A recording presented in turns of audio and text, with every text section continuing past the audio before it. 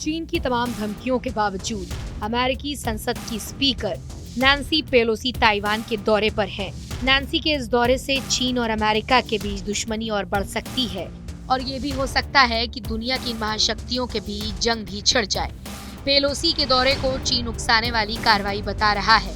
Dragon ने America को इसके गंभीर परमाणु भुगतने की धमकी भी दी है। वहीं अमेरिका का कहना है कि उसने किसी भी समझौते का ना तो उल्लंघन किया है और न ही वन चाइना पॉलिसी को खंडित करने की कोशिश की है। दरअसल चीन वन चाइना पॉलिसी के तहत ताइवान को अपने देश का हिस्सा मानता है।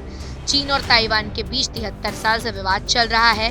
तो आइए जानते हैं कि चीन ताइवान के बीच क्या विवाद है और इस विवाद में अमेरिका की दखल से क्यों बौखला जाता है चीन। दरअसल ताइवान दक्षिण पूर्वी चीन से करीब 100 मील दूर एक द्वीप है। ताइवान खुद को एक आजाद देश मानता है। उसका अपना संविधान है। ताइवान में लोगों द्वारा चुनी हुई सरकार है। वहीं चीनी सरकार ताइवान को अपने देश का हिस्सा बताती है। चीन इस द्वीप को फिर से अपने कब्जे में लेना चाहता है। शी जिनपिंग ताइवान और चीन के एकीकरण की जोरदार वकालत करते हैं। ऐतिहासिक रूप से देखें तो ताइवान कभी चीन का हिस्सा हुआ करता था। कहानी 1644 से शुरू होती है। उस वक्त चीन में चिंग वंश का शासन था।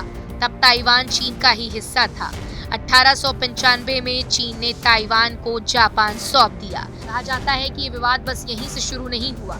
1949 में चीन में गृह युद्ध के दौरान कम्युनिस्टों ने चियांग काई शेक के नेतृत्व वाली राष्ट्रवादी कुओमिंतांग पार्टी को हरा दिया। वहीं दूसरे विश्व युद्ध में जब जापान की हार हुई तो उसने कुओमिंतांग पार्टी को ताइवान सौंप दिया। विवाद इस बात पर शुरू हुआ कि जब कम्युनिस्टों ने जीत हासिल की तो ताइवान पर उनका अधिकार कैसे है, जबकि कुओमिंतांग पार्टी की दलील थी कि वो चीन के कुछ ही हिस्सों में हारे हैं और वो ही आधिकारिक रूप से चीन का प्रतिनिधित्व करते हैं, इसलिए ताइवान पर उनका अधिकार है। अब बात करते हैं अमेरिका स्पीकर के दौरे से क्यों बौखलाया है चीन। ताइवान की रक्षा के लिए अमेरिका उसे सैन्य उपकरण भेजता है, जिसमें ब्लैक हॉक हेलीकॉप्टर भी शामिल है।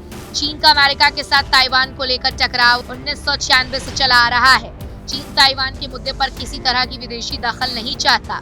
उसकी कोशिश रहती है कि कोई भी देश ऐसा कुछ नहीं करे जिससे ताइवान को अलग पहचान मिले और यही वजह है कि अमेरिकी संसद की स्पीकर के दौरे से चीन भड़क गया है।